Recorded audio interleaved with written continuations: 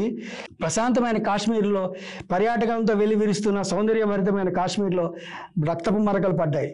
ఈ సంఘటనని భారత్ చాలా సీరియస్గా తీసుకుంది.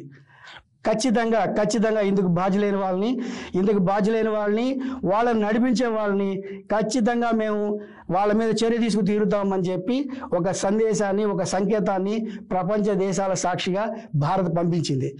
సో మేము ఈరోజు ప్రధాని బీహార్లో ఉన్నారు. బీహార్ ఎన్నికల సభలో దీని గురించి ప్రత్యేకంగా మాట్లాడారు. ఆయన మాట్లాడుతూ ఏమన్నారంటే, ఈ రకమైన ఈ దురాఘాతానికి పాల్పడిన వాళ్ళు ఊహించలేనంత పెద్ద శిక్ష వేస్తాము.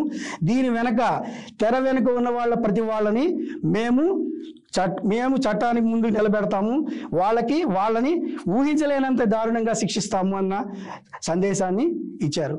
అంతేకాదు, నిన్న దీనికి సంబంధించిన క్యాబినెట్ కమిటీ ఆన్ సెక్యూరిటీ, ఇది అత్యున్నత స్థాయి సమావేశం.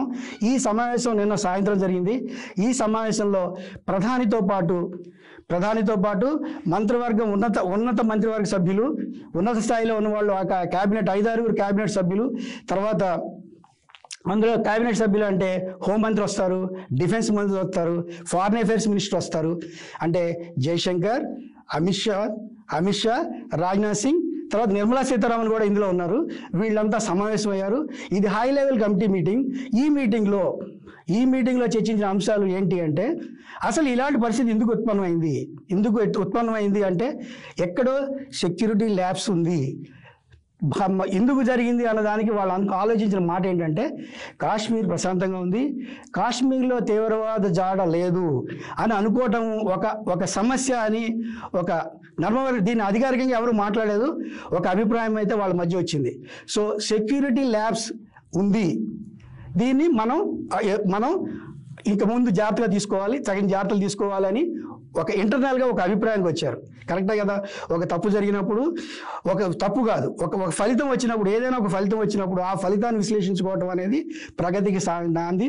అంతే తప్ప మనం అంతా బాగున్నాం, మనకు నష్టం జరిగింది అనుకోవటం కంటే, ఇందువల్ల మనం నష్టపోవడానికి ఈ కారణాలు ఉన్నాయి, ఈ కారణాల వల్ల మనం నష్టపోయాం కాబట్టి ఇక ముందు ఈ జాగ్రత్తలు తీసుకోవాలని తెలుసుకోవడం అనేది ఒక ప్రొడక్టివ్ థింకింగ్ అంటారు దాన్ని. అది ఒక ఉన్నత స్థాయిలో జరిగింది. సో సెక్యూరిటీ ల్యాబ్స్కి సంబంధించిన చర్చ జరిగింది.